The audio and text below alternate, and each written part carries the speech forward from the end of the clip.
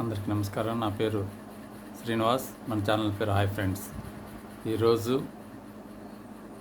మన డిస్కషన్ కడప జిల్లా బ్రహ్మంగారి మఠం శ్రీ మధ్విరాట్ పోతులూరు వీరబ్రహ్మేంద్ర స్వామి గారి నివాసము, 16వ శతాబ్దం నాటి నివాసము, అశ్రద్ధ వల్ల, పాలకుల అశ్రద్ధ వల్ల, పీఠాధిపతుల అశ్రద్ధ వలన అది ఈరోజు తుఫాన్ దాటికి కూలిపోయిందని మనందరికీ మన దృష్టికి వచ్చిన విషయం. దీని గురించి భక్తులు అనేక విధాలుగా వాళ్ళ అభిప్రాయాలు తెలియజేసుకున్నారు. ఒక్కొక్కరు ఒక్కొక్క అభిప్రాయం. ఎన్నాళ్ళ నుంచో ఉన్న బ్రహ్మంగారి మఠానికి వెళ్తే బ్రహ్మంగారు నివాసం ఉంటున్న ఇల్లు అని ఆ ఇంటిని చూసుకొని ఎంతో తన్మయం పొందుతారు. ఈ మధ్యకాలంలో బ్రహ్మంగారి మఠం అంటే బాగా ప్రసిద్ధి చెందిన క్షేత్రంగా భక్తులు గుర్తించారు. అయితే కొంతమంది భక్తులు తమ అభిప్రాయాలను ఈ విధంగా తెలియజేస్తున్నారు. ప్రతి ఊరిలో, చిన్న ఊరిలో కూడా ఈ మధ్యకాలంలో బ్రహ్మంగారు గుడి ఏర్పాటు చేస్తున్నారు. భక్తులు ఉంటున్నారు, అంతా చేస్తున్నారు. అక్కడ బ్రహ్మంగారి మఠంలో కూడా అనేక కార్యక్రమాలు చేస్తూ ఉన్నారు. కానీ ఆ బ్రహ్మంగారి ఇల్లు ఎందుకు ఎవరు పట్టించుకోలేదు? ఆ విధంగా పురాతనమైన ఇల్లు ఉంది కదా అని భక్తులు మనోభావాలు వ్యక్తం చేస్తున్నారు. ఆ బ్రహ్మంగారి వారసులు వాళ్ళు కూడా పదవుల కోసం కొట్టుకున్నారనే ఒక విమర్శను ఎదుర్కొంటున్నారు. ఆ విమర్శను ఎదుర్కొన్నారని భక్తులు అంటున్నారు. బ్రహ్మంగారు మఠం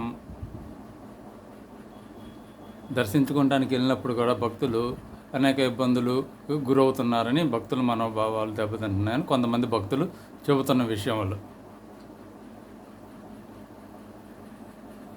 ఇప్పుడు ఈ బ్రహ్మంగారి మఠంలో బ్రహ్మంగారి ఇల్లు కూలిపోయిన దాని గురించి భక్తులు రకరకాలుగా భావిస్తున్నారు. ఎవరి అభిప్రాయం వాళ్ళది.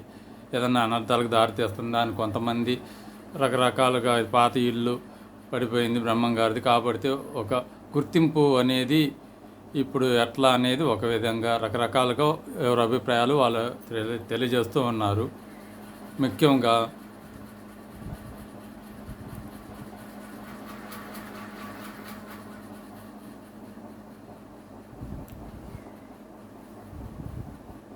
వారసులు పదవుల కోసం పోట్లాడుకున్నారు, గొడవలు పడుతున్నారు అని భక్తులకి ఈ న్యూస్ ద్వారా తెలుసుకుంటున్నారు. న్యూస్ ద్వారా తెలుస్తుందని ఎవరు వారసులు, ఎవరు కథ అని ఈ చారిత్రాత్మకమైన ఈ బ్రహ్మంగారి ఇల్లు కానీ, ఈ దేవస్థానం కానీ ఏదైనా దాని బాగోగులు కరెక్ట్గా ఎవరు చూస్తున్నారు ఏందనేది చాలామంది భక్తులకు తెలియని అయోమయ పరిస్థితులు కూడా ఉంటున్నాయని చాలామంది భక్తులు తెలియజేస్తున్నారు.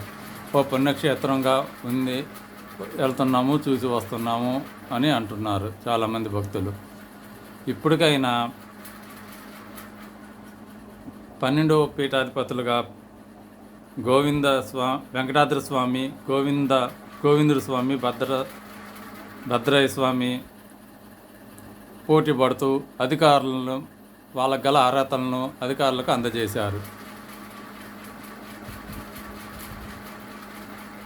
ఈ పోటీతత్వాన్ని వదిలి వాళ్ళందరూ వాళ్ళల్లో వాళ్ళు కూర్చొని మాట్లాడుకొని మంచిగా భక్తులు, స్వామీజులు, బ్రహ్మంగారి శిష్యులు అందరూ కూర్చొని దేవాదాయ శాఖ అధికారులతో చర్చించి ఇప్పటికైనా బ్రహ్మంగారి మఠము అంటే ఇప్పుడిప్పుడే బాగా ప్రసిద్ధి చెందుతూ వస్తున్న ఒక దేవక్షేత్రంగా ప్రజలు భావిస్తున్నారు.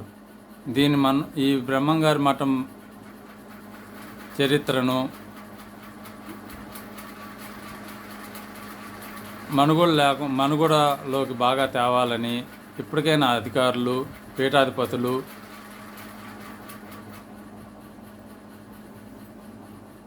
మంచి నిర్ణయం తీసుకొని గొడవలు మానుకొని ఈ బ్రహ్మంగారు మఠం అభివృద్ధి బాగా చెయ్యాలని ప్రతి ఊరిలో ఇప్పుడిప్పుడే అన్ని బ్రహ్మంగారు గుళ్ళు అందరూ ఏర్పాటు చేసుకుంటున్నారు.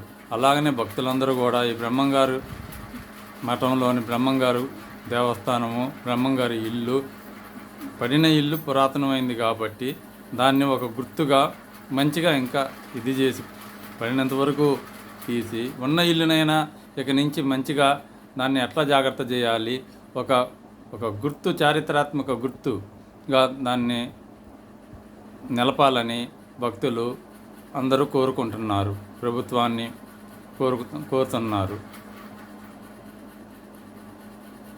మీ అభిప్రాయాలని కామెంట్ రూపంలో ఇంకా తెలియజేయగలరు.